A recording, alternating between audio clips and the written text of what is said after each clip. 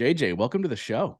Thank you for having me. Stoked to be here. Yeah, I mean, this should have happened years ago. And I feel like I start so many podcasts by saying that. But, we were talking before we hit record about how in life, like, especially when you're a speaker and you're traveling or you're a stand-up comedian and you're traveling all over and you're meeting all these people, you meet interesting people and you either say, hey, let's reconnect, let's hop on a call, let's do something together, let's have you on the show. And then all of a sudden time passes and you're like, oh, wait, we talked about that 3 years ago.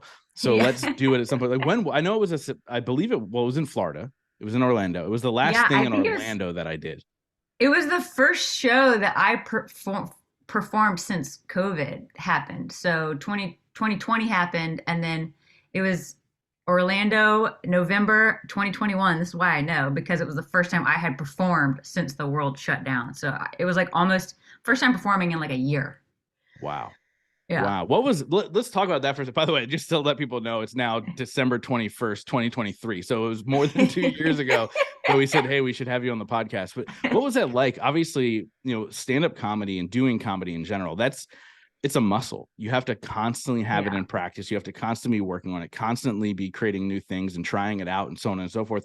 What was that like when the world did shut down, where you're like, everything I did disappeared?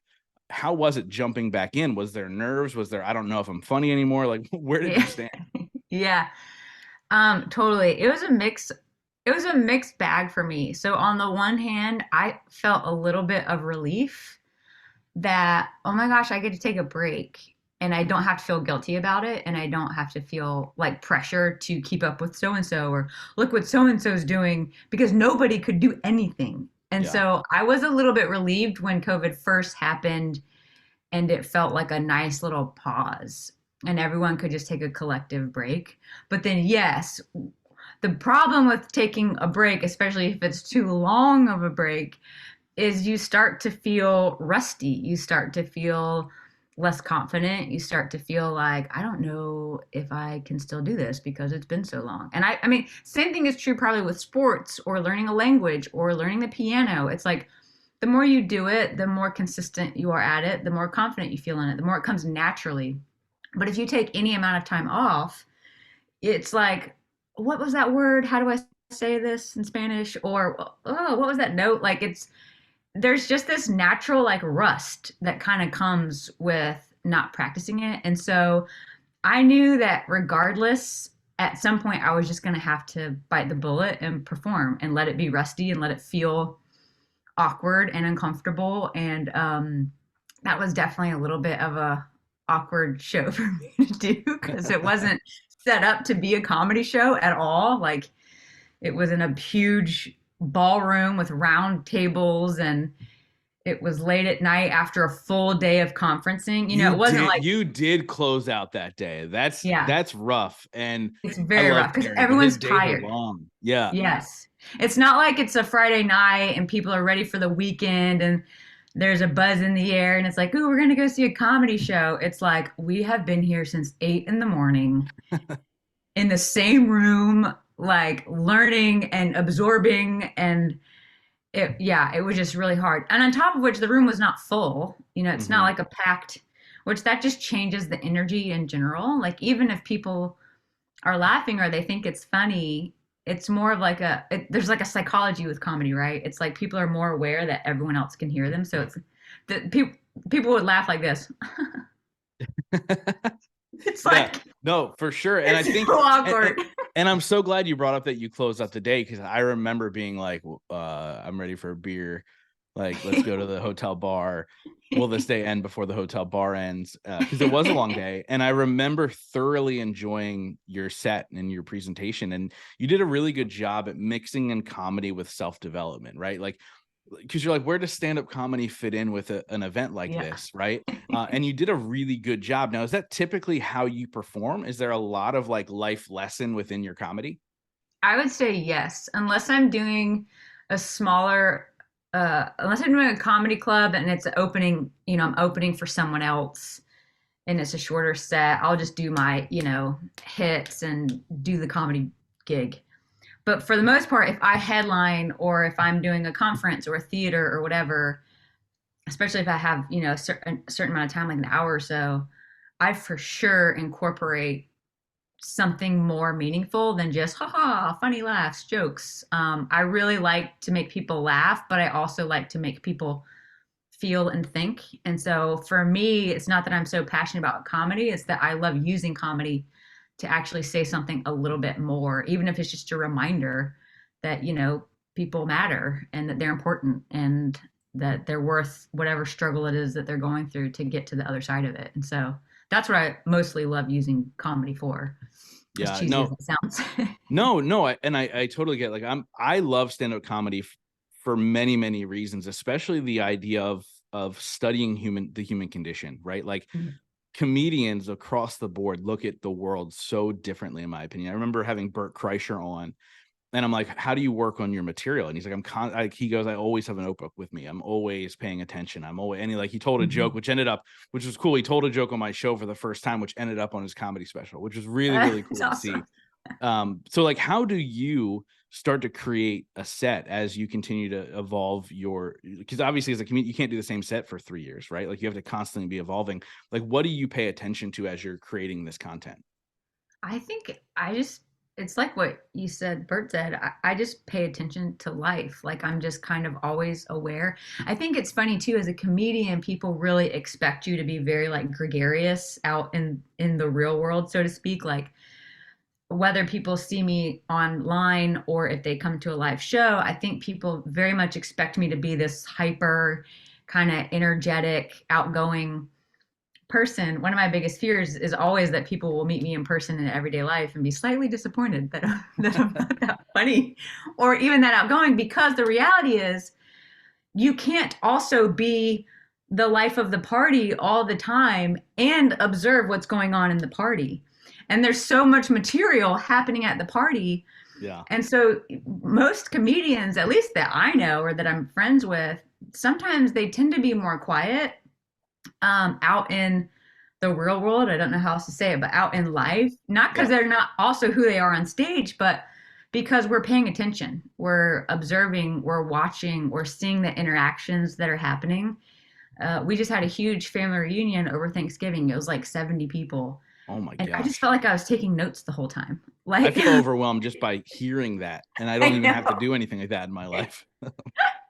I know. And I also get overwhelmed too by too much like social interaction. I think a comedy show is so different. There's the mic and you're the only person talking and it's planned and you know what you're going to say, versus that's way easier for me. People are always like, I could never do that. Why is it so awkward for you to go to a party? I'm like, it's way easier for me to say what I know I'm going to say on stage than go into a room full of strangers and have to make a bunch of like one-on-one individual kind of surface level conversations. And so even though this is my family, I mean, it's extended family, like cousins that I didn't even know, Yeah. which This is sometimes my makes it fifth more cousin awkward. 3 times removed. Yeah. Like, It's like, hey, we're related. Who are you? yeah, that's unbelievable. And so it's funny because it's very similar from the public speaking standpoint. Like, people expect me to be the extroverted person who Mhm. wants the attention, who wants people around them all the time. And I'm the exact opposite. I'm very much an observer. I'm very much like, okay, yeah, on stage I can give you some energy and I can give you some insight and I can give you some rah-rah, but I'm actually pretty cynical. Like, I'm actually very much that person who will call it exactly like it is. And people say all the time, like, hey, just like once they get to know me after listening to the podcast, they're like, wow, you're the same person on the podcast as you are in person. I go, true, but when you really get to know me, I will be very blunt with you, and it's a different relationship. And so it's so funny, Totally. like, to talk about like the expectations people have seeing you on a stage versus what is reality. And so you said that's one of your biggest fears. How do you manage that when you do go speak at like a big corporate event or a theater, and then you have to meet all these people? Yeah. I think that even that for me is a little bit easier because especially after I perform, I have so much adrenaline. Like it's such a high, especially if it goes well. Yeah, It's yeah. like, oh my gosh, like that I genuinely feel excited. And then on top of that, the people that want to talk to me are people who want to be like, that was awesome. And you're great. Now, like they want to like praise you and love on you and celebrate you. And so it's in a way I get to kind of receive back. Like I just poured out, all of this energy to kind of like love on these people in front of me. And afterwards, to get to talk to them and hear their perspective or how something impacted them or what they loved about it or what they thought was funny. It's a way that kind of like fills me back up. And so that I enjoy. And I would say I'm genuinely pretty like stoked, amped, after a show.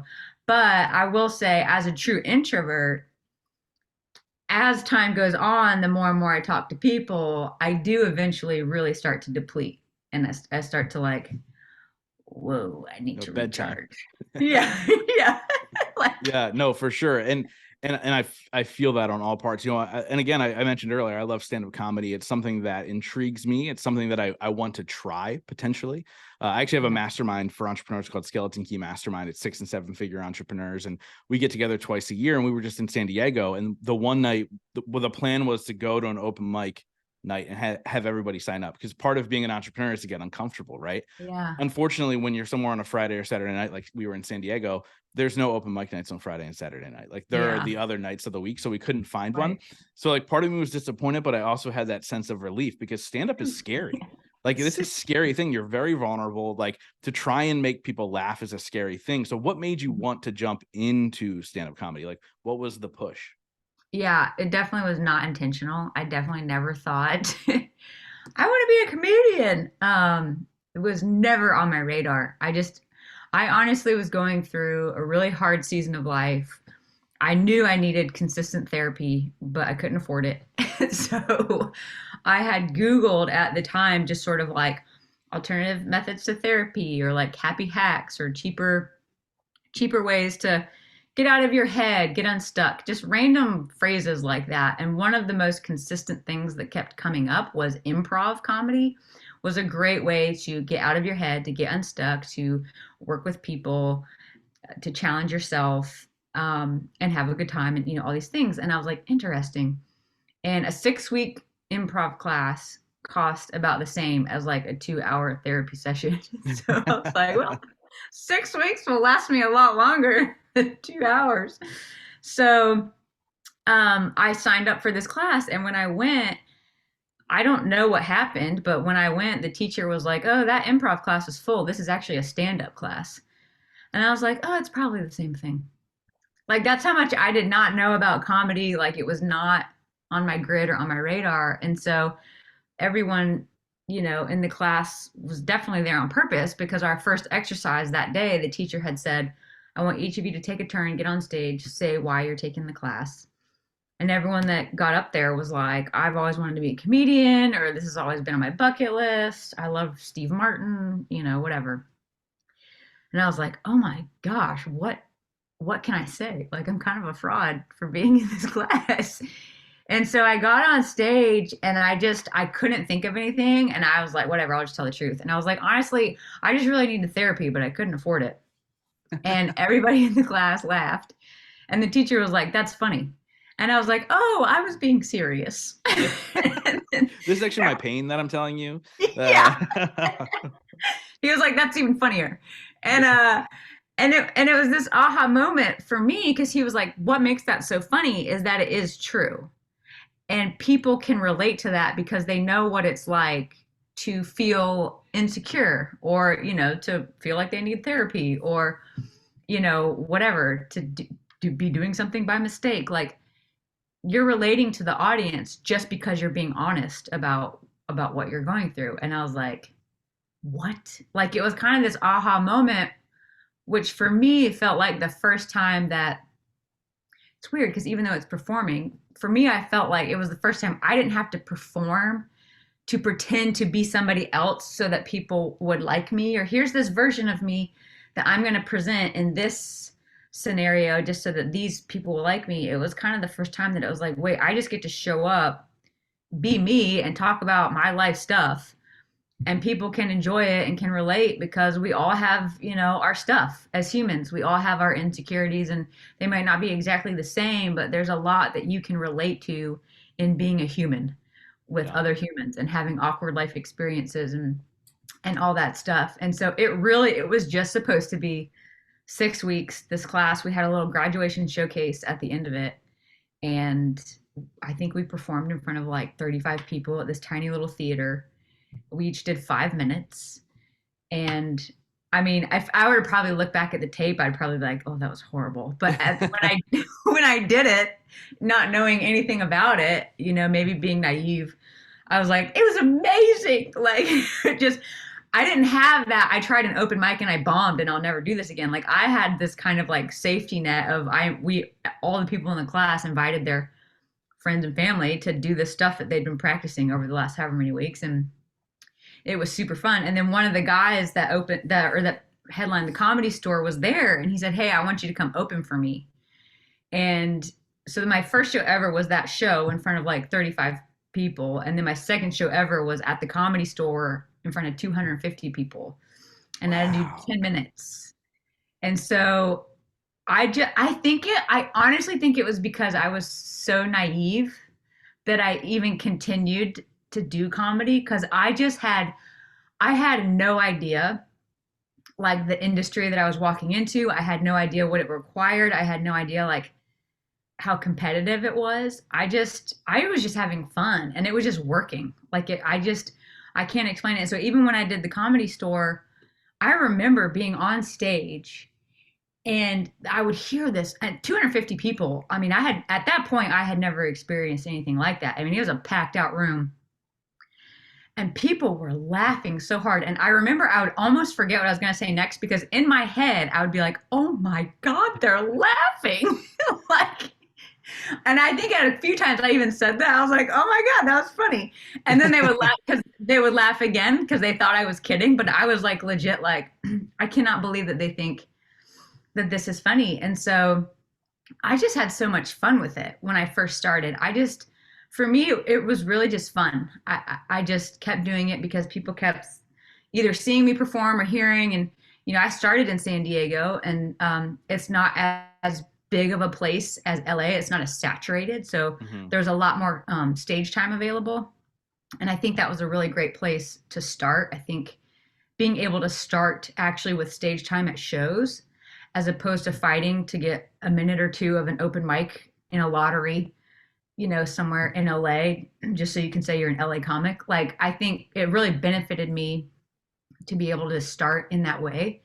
But at the same time, too, I think because I started the way that I did, I still sometimes am like, "Am I a fraud?" Like, I don't, it was never part of the plan. Like, I think I was 2.5 years in when I really was like, "Oh, wait, am I pursuing this now? Like, is this what I do?" Like, and then Wow. I had booked a dry bar comedy special, and that's when people started being like, that's when some of the fun started to wear off, because all of a sudden it went from like, "Oh, haha, this is fun, we all do this," to like, "Wait, how did you get a dry bar comedy special? Like, Mm. well, you haven't even been doing it that long. Like, you have to do comedy for 10 years and suck at it before you can be like." All of a sudden the language changed when I started getting a little bit bigger opportunities, especially starting so early or so like young compared to people who had been performing for a long time that I was like performing with. The vibe just like totally changed, and all of a sudden my awareness of the industry started to kick in, and it was like, "Holy cow, this is like a machine. This is like a clique. This is like a hardcore group of groupies who are very intense about what they do and about who they let in and about how, if you belong or not." And I mean, and that's where the fun really started to wear off, when it kind of became more of like I don't know, like the more it's like a weird combination between people became more impressed that I did stand up comedy, but then people also became more like snubby. Mm. The comedians became more snubby, and I think people on the outside looking in became more like, "Oh my god, I can't believe you do that." Like, it's so Yeah. intimidating. And I didn't know I was doing something intimidating. Like, I just kind of stumbled on it and happened to be pretty okay at it. And I think that's why, though. I think because I wasn't trying to be funny. I wasn't like I didn't start at 18 who was like, "I want to be a comedian. Okay, here's what this means to be a comedian. I'm going to try to emulate so and so," and they kind of have to find their voice for however long, and it feels super awkward versus like I was 33. Like, I might have had my own like insecurities about where I was at in life, but I was like pretty well settled into who I was and like pretty okay at that point being like, yeah, I don't have anything together. And I think that really helped me to just be naturally me as opposed to really struggling to find me and to find my voice on the stage. So that's the only maybe credit I can give to why things maybe felt like on the fast track for me at first, at least. Sure. Yeah. It definitely felt like they have slowed down since then. But Well, it's so funny as you're talking about this, and obviously I listen to a lot of podcasts that involve comedians because I am fascinated with the way they think, and there is a sense of that competition, but Mhm, also if you can get into a group, they help each other, right? They it's like a mhm. helping hand. While let me bring you with me as I start to skyrocket. But then there's also like the Matt Rife story, right? Obviously he's getting shit on right now in the public eye, but his it looked like he blew up overnight, but the reality was he was doing it for 10 years Yeah, before he actually got his break, and people don't see that work. they don't So realize I that. do see the sense of like some animosity towards you when you're like, wait, how are you getting this special already? And I mean, you perform in front of theaters, and I imagine you're the only person from that stand-up class having this type of success, unless Yeah. by chance there are a number of diamonds in the rough within that group. And so people look at that and go, what the heck is going on? This girl was here for therapy, and Yeah. now here she is performing theaters and specials and so on and so forth. So talk a little bit about that. Obviously, stand up not being on your radar, is it something that you study now? Are there people that you study now and you're like, oh, I really like that? No. No, I really should. Yeah, I mean, I remember when I took the class. It's still sometimes hard for me to talk about, especially now that I know what the comedy industry is like, because I feel like they're like ready to like harp on anyone that thinks they're too good. And I don't think that I'm too good by any means. But I will say, when I started the class, my teacher said, I have been teaching comedy for over 20 years, and you're one of the first people that I've seen be able to do what you do without any background in it, without any experience. And he said, I could fit in my pinky nail the amount of people that had the natural talent that you had. And he kept saying that you have a natural talent. He said, now that said, you have to work it. Like you have to, but I say this to say though, if you want it, you can have it. Like you can do it. You just got to do the work. Like, but you Yeah. have the natural talent. And so I think I don't know why. I don't know where that came from. I've always loved public speaking. I've never had an issue with being on the stage for whatever reason. That's because you grew up a pastor's kid, but we'll get into that in a minute. Probably, yeah, yeah. Look at me. Um, so if I'm really honest, I'm not proud of this. If anything, there's maybe a little bit of shame there. I think I relied a little bit too much on the natural talent. I think because of that, then I didn't grind as much as everyone says that you have to grind. And part of that was intentional, and part of it was not. I The club scene is not my favorite. The club scene. I've done some super fun shows at clubs, and I've had some great sets there, but to be there consistently it's a strain on me, and it's a life suck. And for me, I'm like, no wonder people burn out and get cynical and dark and bitter when they're spending all of their time in a club. Like it just, I don't know what it is about the vibe, but it just it's just dark. And so I didn't go that grind route, so to speak. Maybe early on I did, but I don't now. And I still wrestle with that. I'm still wrestling with what is my path? Like, Mm, because like you asked, like, do I study anyone now? I don't watch a lot of comedy because it makes me anxious and I don't sure. enjoy it. And I'm always like, okay, I see what they did there. Oh yeah, okay. Rule of three. Here's the twist. Like, Yeah. and it's hard for me to like. People always say they watch comedy to like relax or just close their mind off or to just like enjoy.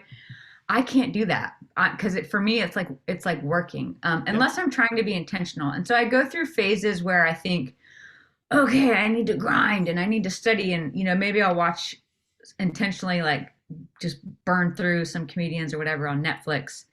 Sometimes I do it just to kind of like show myself, like, this guy has a special. Like you could also do a special. Like, Yeah. what do you do? Why are you hiding?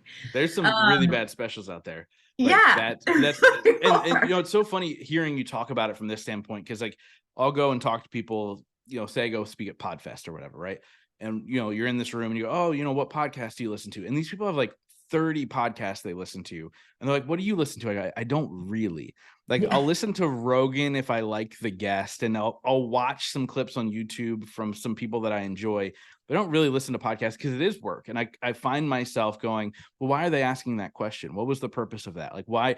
And it becomes an exhausting listen, because it's Totally. very much like, okay, well, what's their purpose here with this question, and where are they going to go with it? And so I've kind of just stopped absorbing it, unless it's like two people I thoroughly enjoy, who I want to like feel like I'm in the room, right? So I totally understand that. Like, I totally get it. And so don't apologize for the way that you are, right? Like, I just read something about a comedian who, I forget her name. She's a female, she's Asian. I can't remember her name, but like she could sell out arenas, like night after night. She could go into like New York and sell out Madison Square Garden 3 nights in a row. But Wow. she doesn't like doing arenas, so she doesn't do it, right? So Yeah. like, to understand, like, just because you can, should you? Right. You know, I think that's kind of where you're at, right? So why, yes, you can do clubs, but why would you if that's not what you enjoy, Right. right? Yeah. Yeah. And it's that's exactly it. It's like if I'm having opportunities outside of that, then that's okay that I take those opportunities and say no. But see, what's hard is, and then maybe it's true when you first start anything, people are like, you say yes to everything. You just do all the work and you say yes. I Your think the dog's mailman's saying here yes because right my now. dog's going crazy.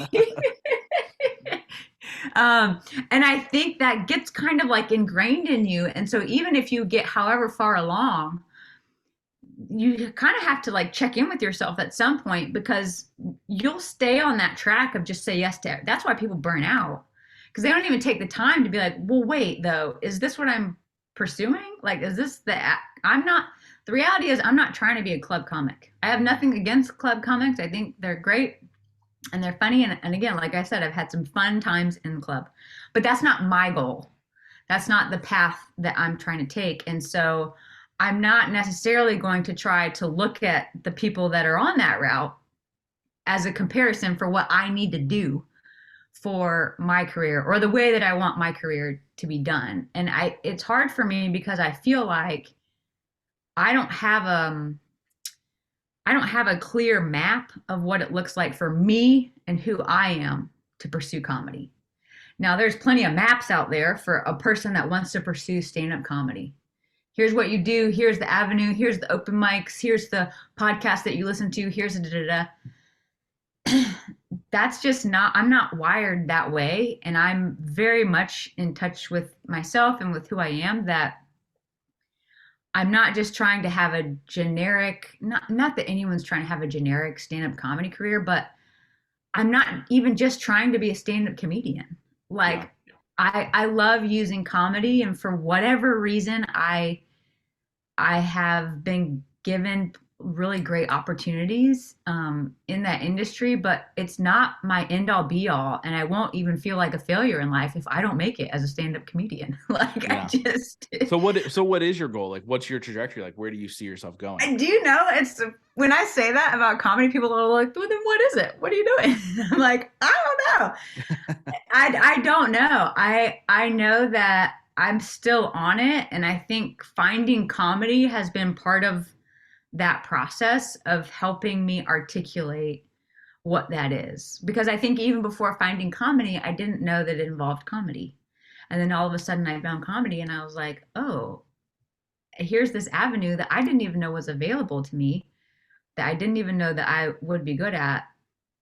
And I think, like with anything, you get on that one for a while and you're like, okay, this is what I'm doing. I guess now I'm a stand-up comedian. But I think at a certain point I was like, wait, is that it? Is that what I want to be, as a stand-up comedian? And again, nothing's wrong with being a stand-up comedian, but when I'm most honest with myself in more recent years, when I have checked in with myself, I don't know if that's my it. I don't I don't know if that's my thing. And it doesn't it I don't know. I'm using it as a tool for sure to continue to Yeah. find out. And who knows, maybe it is it. And I haven't found really like the niche in which I fit into it yet. Um, but I'm kind of still in like the curious mode of figuring out what works and what doesn't. And I'll do comedy as long as it works, but as soon as it doesn't work for me, like I don't have to do it. Yeah. I have nothing to prove to anybody. I mean, I think it's fun. I love when people enjoy my content.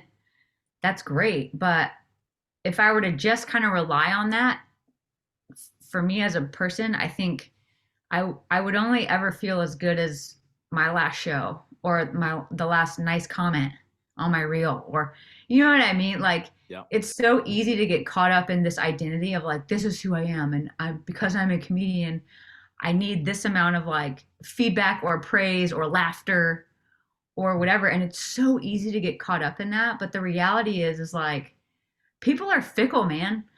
People are so fickle. And so I love when people have a good time at my show, or I love when they follow me and they like my content, but like all it takes is one reel that they're not impressed by and they're like unfollow.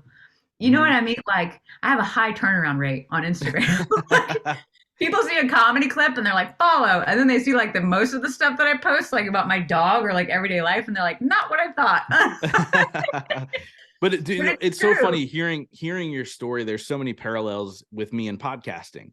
Like I started in this medium when nobody knew what it was, and I didn't know what it could become. And when people ask me like, where do you see yourself in 5 years? I go, I don't know, maybe more of the same. But like, it's really like, what is the next opportunity that presents itself, and does that feel better for me than kind of where I am now? Right. I take off December releasing episodes every single year now because there is a breaking point of like, this is a hard game. It's hard. Yeah. And so what's good for me and what serves me becomes the conversation.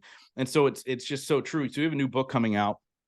And the subject line, or the tagline states that you're a full-time comedian with 4 Or part-time part-time jobs. jobs. So talk a little bit about that, because that in a sense is you using your talents outside of the comedy world as well.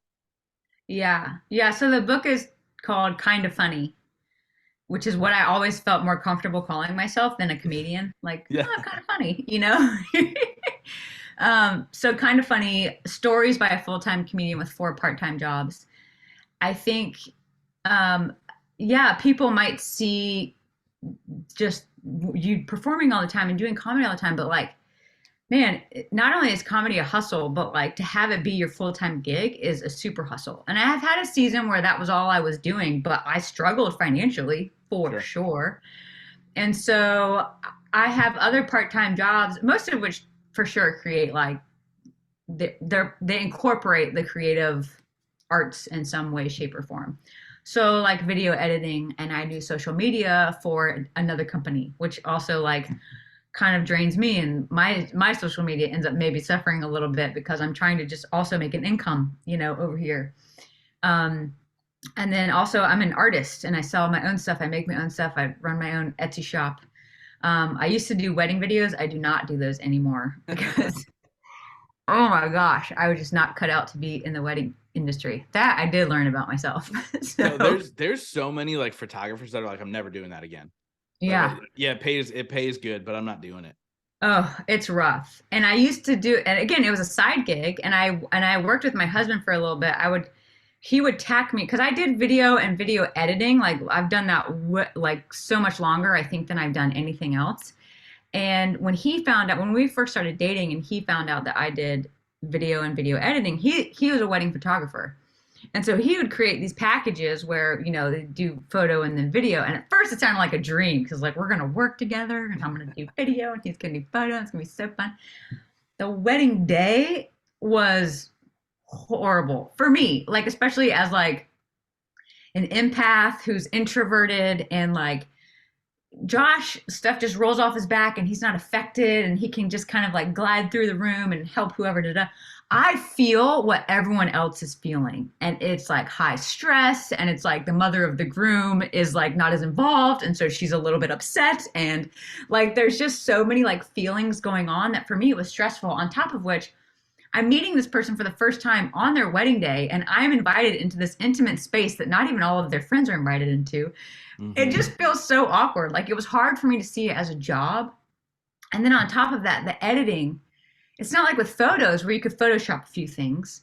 You do the video, and then a bride would come back and be like, I had a double chin when I was laughing in one of these frames. Can you just take that out? I'm like, We all have a double chin when we laugh. Like Yep. that's reality, like the stuff that they would want you to edit. Like it was just so stressful for me. So that I learned pretty early on. Like weddings are not my thing.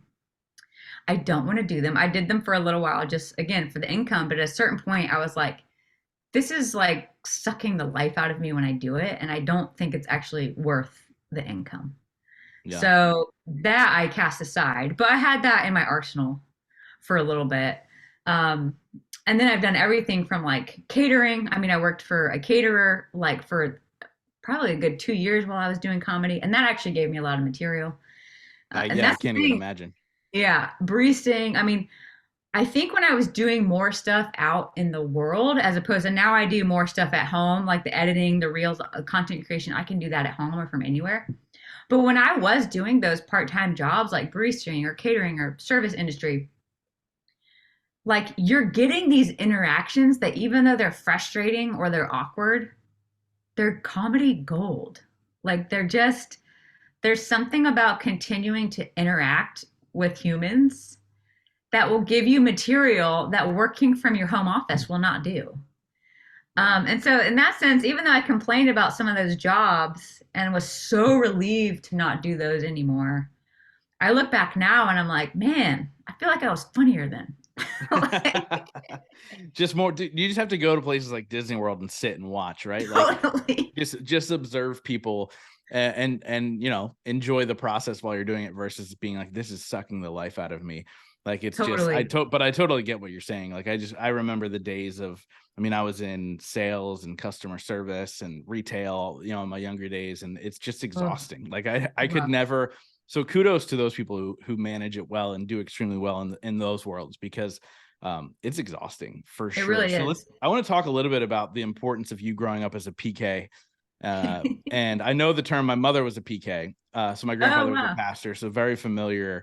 Obviously with that space. How big of a role does that play in what you do now? Because very rarely do you see a pastor's kid who grew up in a church, going to church every week, becoming a comedian, and cracking jokes at people's expense, all the things in between. Like, Yeah. what was that like, making that jump, and how important was that in the role playing into your success?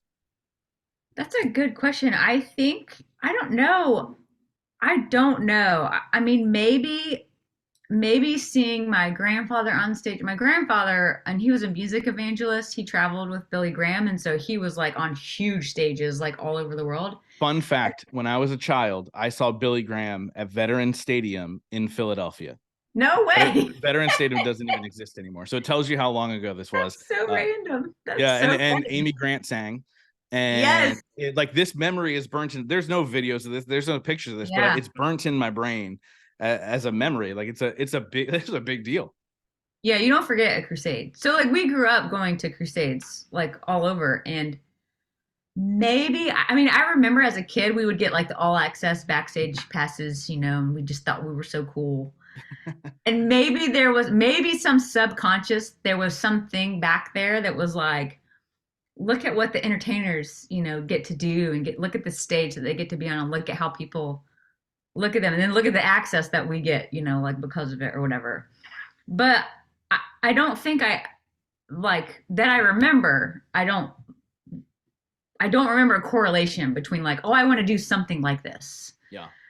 I remember being fascinated by it. I'm fascinated, by the huge, I mean, stadiums, and all the people, and all the backstage, all the craft tables, all the free food. As a kid, you're like, this is amazing. So there was for sure like a fascination with it, but I don't know if I ever thought, oh, I could do something like this. I don't know if I had that confidence even to even think that. And then obviously my dad being on stage as a pastor was interesting because my dad didn't necessarily enjoy pastoring. He was good at it. He grew a very small church into a very large church. He's a great speaker. He is, I think, maybe more of a shepherd, for lack of a better term, of the people. Like he loves caring for people, and he loves making sure people have what they need. But as far as like the public speaking aspect of being a pastor and the expectation that came with what a pastor was supposed to be like, he really struggled with that. And I remember on Sundays after church, every Sunday, I remember my dad sitting at the table at lunch and being like, so glad that's over. So I kind of had this association with the ministry being, it's not something that you enjoy, it's just something that you do, Yeah. because God told you to do it. And same with my grandpa, even though my grandpa loved what he did, he kind of wasn't around for his family because he was off traveling the world. And so it was the same thing. It was like, okay, like ministry is you leave your family and you don't really enjoy it, but you do it because God said. And even though my dad was present, he was present physically, but I think sometimes maybe emotionally he was so drained Yeah. that it was maybe hard for him to be more present there. And so I never ever, there was never this like, oh, I want to do something in the ministry. I want to do something in the public eye.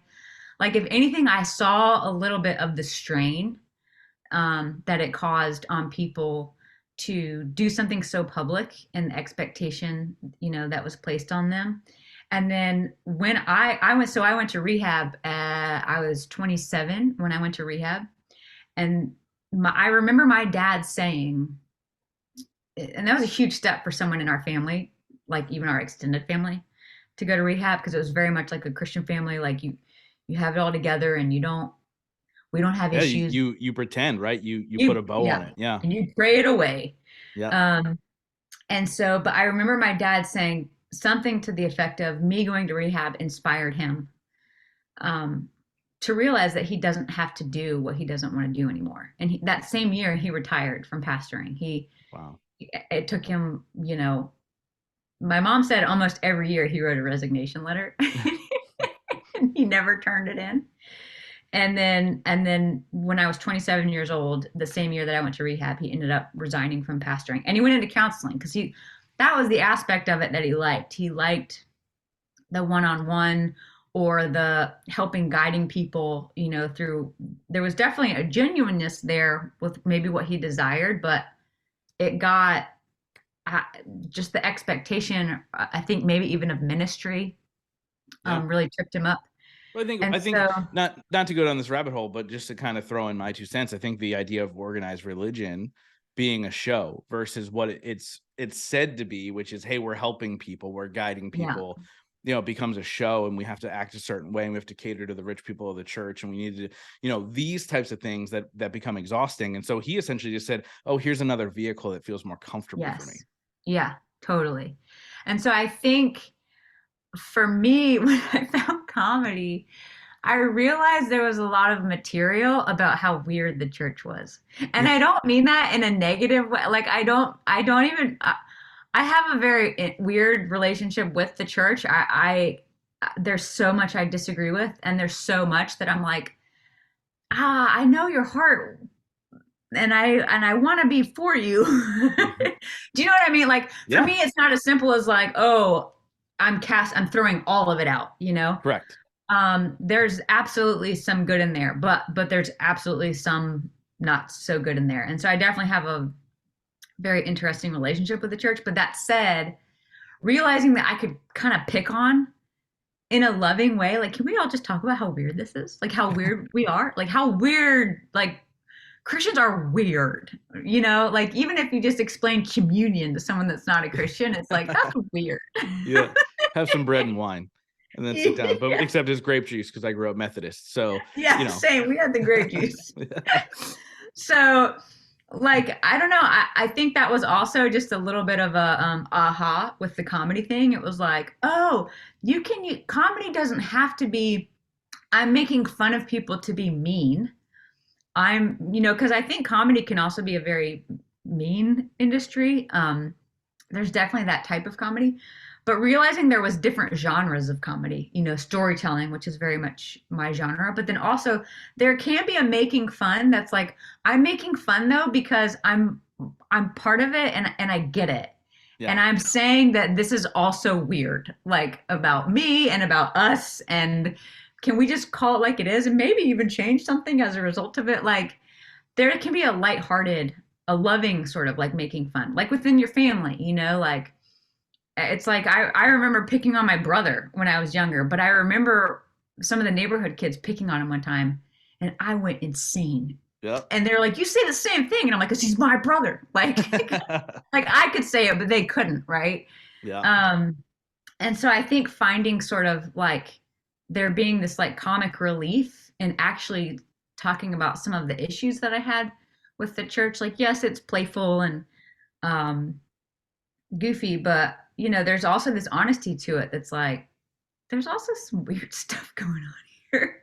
Like, 100%. And I think what comedy does is it allows you to laugh at yourself in a sense, yeah, which makes everything kind of okay, right? Like if yep, you're able to laugh at yourself, it's easier to navigate the things. It's easier not to have shame around the things that you do or say or want to yeah, be. Like there's a lot of beautiful things with comedy that people don't quite notice because they get so caught up in the offensive, right? yeah, In the like, but here's the thing, right? There's comedian, and I know you don't watch comedians, but there's comedians like Dave Chappelle who will say the most off-putting things, but the yeah. lesson within the off-putting thing is absolute It's gold, right? great. Yeah, So like that's the beauty of comedy to me, is that we can laugh at things and still learn. We can laugh at things and still love. We can laugh yeah. at things and you know what I mean, and grow as individuals. And I think that's a beautiful thing. So I want to ask you a question that I ask everybody on this show. It's a two-part question. The first part is, what is your definition of success? And the second part is, what are 3 things you do every single day to ensure that success for yourself? Moment of truth. My definition of success, I probably need to define it so that I feel more successful.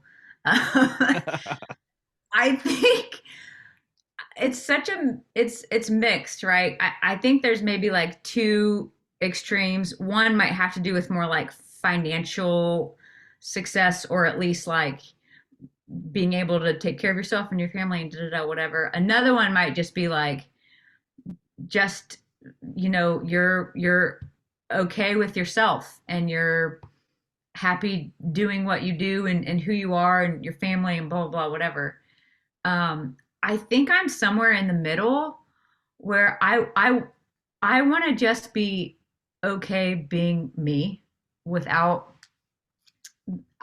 I don't care. I don't want to care what people think or how they view me, and I want to just do something that I love and that I'm passionate about.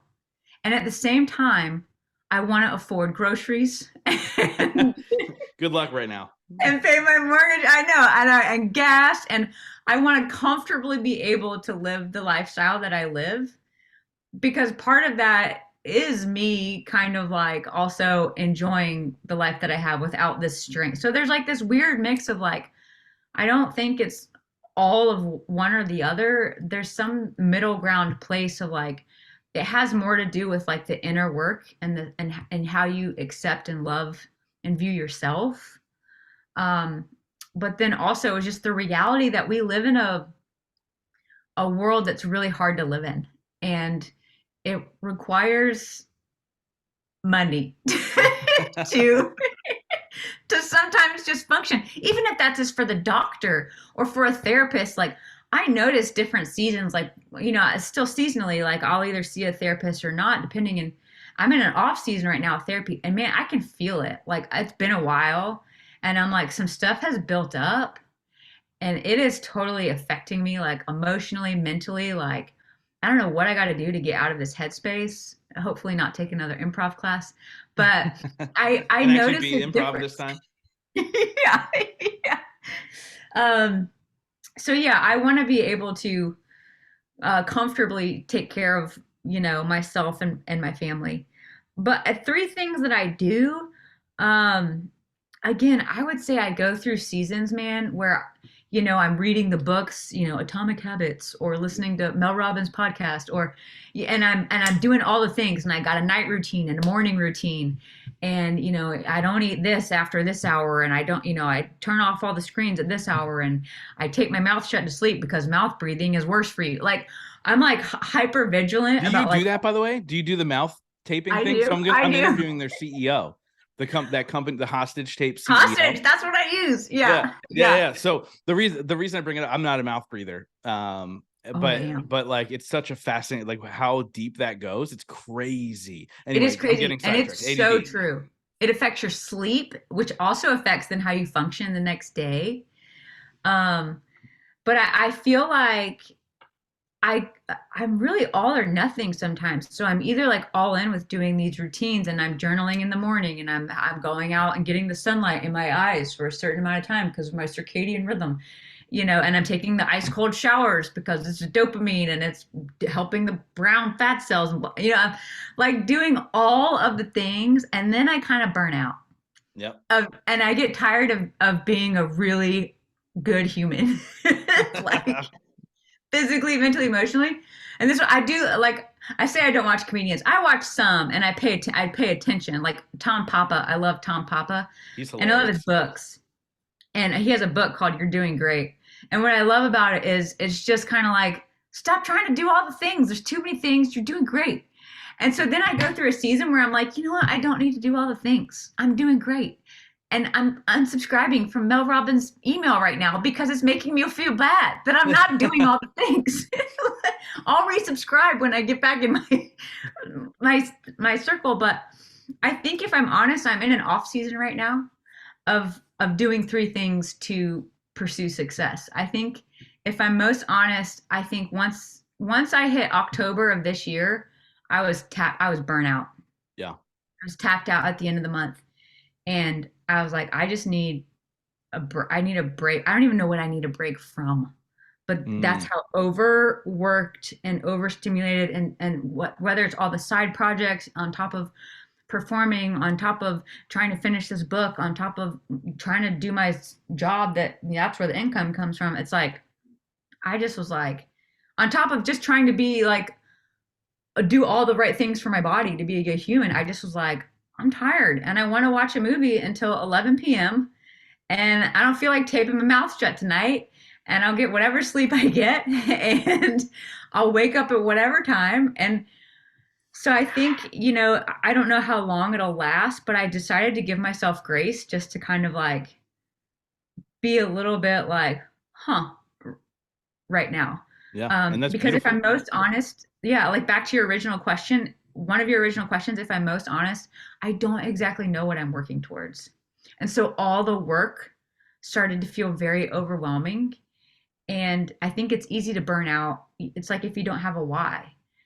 And so whether it's with comedy, or just in life in general, sometimes I'm really struggling with my why I'm doing some of the things that I'm doing and why I'm pursuing them, and my purpose here. And so I think trying to still maintain all of these habits and rules and regimens, I just got tired, and I was like, I think I need a breather, and I think I just need to wait it out. I need to get through the holidays. Yeah. Look, And then enjoy we'll it, right? check Like back in. I'm in fat season right now. Like just enjoying life. And then after the new year, like I'll be back into all the things and all that Yeah. craziness. And I don't hate myself for it at the moment. I mean, come Yeah. January 1st, when I have to put in all the work, I'll hate myself for it. But right now I Yeah. don't. Yeah. Like it is what it is, right? Like going out to eat too much and doing all that Yeah. stuff. But I think life is seasons. We can't always all be perfect. And I think Yeah. the people who portray perfect all the time, they're full of shit. Like, tell me your Yeah. demons, like, because I know you got them. Like, let's Yeah. open up that can of worms. And it's so very true. And I'll say this: I believe that your success that you've created in your life and the success you've had in comedy, although you didn't go the natural path and all those things, a lot of it is the authenticity of you. You're very authentic in every single thing that you do. As a matter of fact, there's probably only one person I've ever met that matches your authenticity, meaning like, this is me, take it or leave it, is Liz Wilcox. Yeah. And she has created massive success for herself Yeah. now. By the way, cat's out of the bag. She's going to be on the next season of Survivor. I don't know if you've seen this. That's so crazy. I That's so know. wild. I've known for like a year. I'm just glad that I can talk about it now. Yeah. And so it's just absolutely wild to see. But again, those opportunities in life that you have created for yourself, as far as performing in front of thousands of people in theaters and all over, it only comes when you can be authentically yourself. So Yeah. that's my 2 cents, for sure. Now, I wrap up every single interview with the same question, but before we get there, let's get to the good stuff. Tell us a little bit about the book, and then when does it come out, if you know? And along with that, like, where can people get it? Where can people follow you? What's all the good stuff? Yeah, yeah, I am super stoked about the book. So kind of funny. Stories by a Full-Time Comedian with 4 part-time jobs. It's just a collection of stories over the last like probably 6 years. And it starts with kind of like, you don't have to read it from the beginning to the end. It's not like a manuscript in the sense of like, here's my memoir. They're all individual stories. You could pick it up and read one and put it back down. You could read in the back or then go to the front, or you could just, oh, just read this one story in this book, recommend it to a friend. This might apply here. And I love that kind of form of storytelling because I think I have like ADD, whatever the thing is when it comes to reading. I just get so distracted. It's so hard for me to finish a book all the way through. Yeah. I mean, months. It takes months versus ones that are just stories. David Sedaris, I love his style of writing. He very much has like individual stories in the book. And so it's very much in that style. And same, like from finding comedy to what that journey was like to pursuing comedy to filming a dry bar comedy special to meeting my husband to getting married to that whole transition because that's its own awkward life transition. And so again, it's kind of like how I do my comedy, where it's just a collection of stories that I share on stage, except now they're on the page. And some of them are kind of funny, some of them are kind of deep, some of them are kind of spiritual.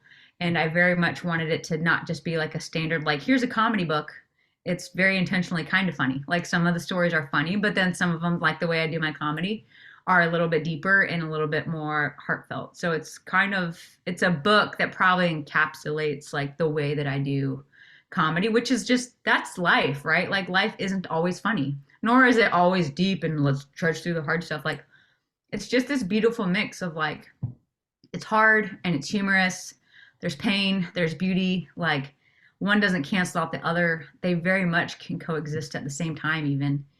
And so I very much wanted to write a book that kind of included a little bit of all of it. That wasn't just like the niche.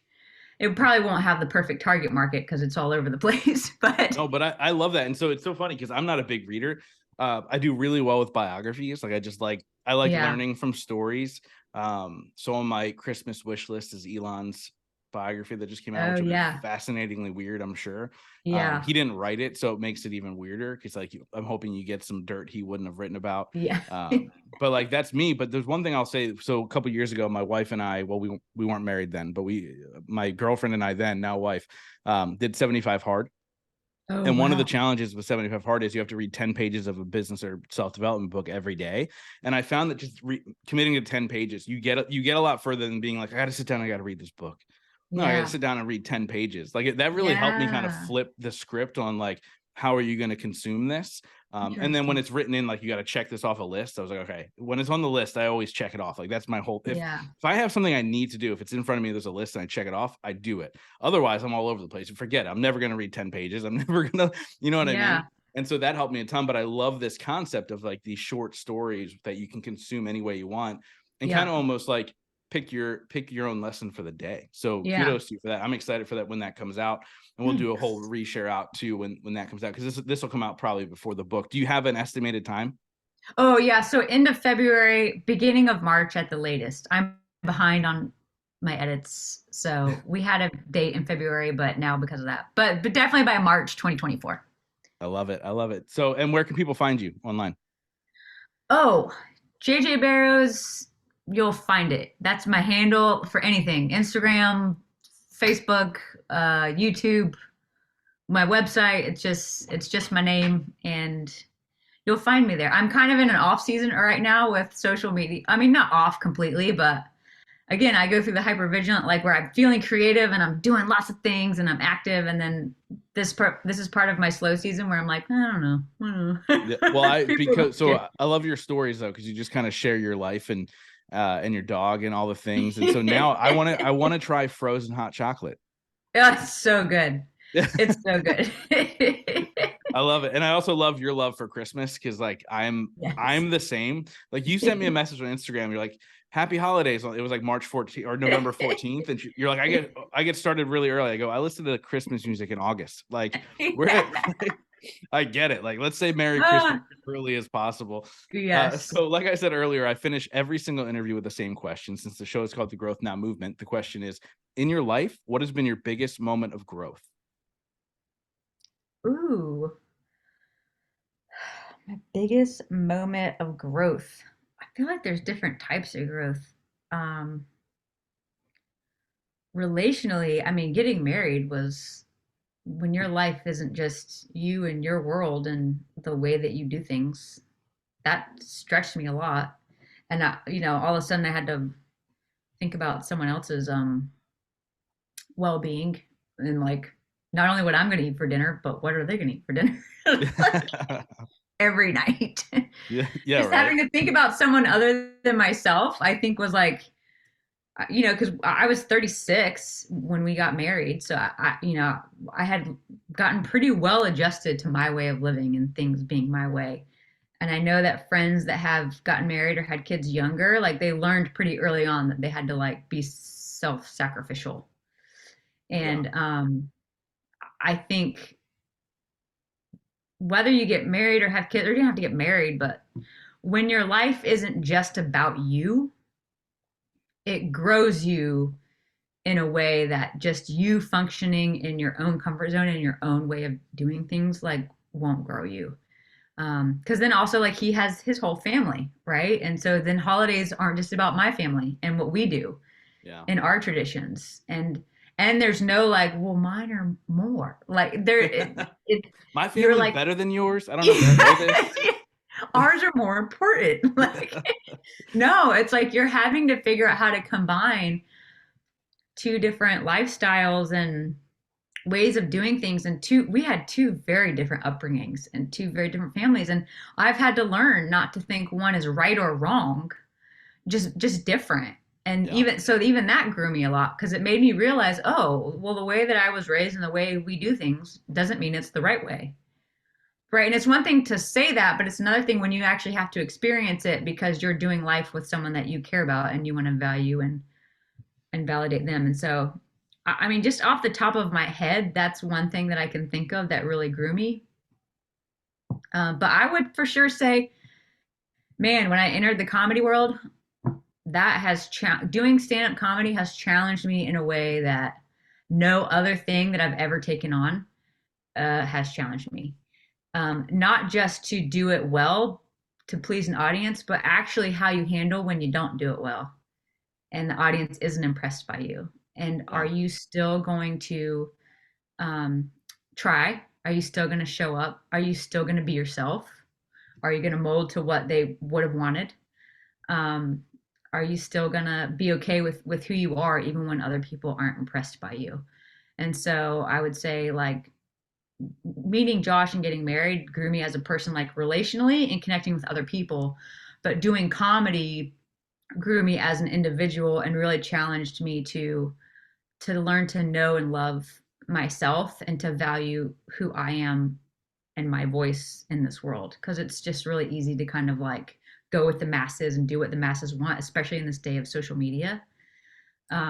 Just cater to the masses. And stand up comedy is directed towards the masses. And so I really had to learn, um, regardless of what the masses thought of me, how am I going to stand on my own 2 feet? How am I going to keep showing up? And so that's for sure grown me a lot. I love it. JJ, this conversation has been absolutely amazing. Thank you so much for coming on and sharing your wisdom with my audience. This has been great. Thank you so much. Yeah. Thanks for having me. It's been a blast.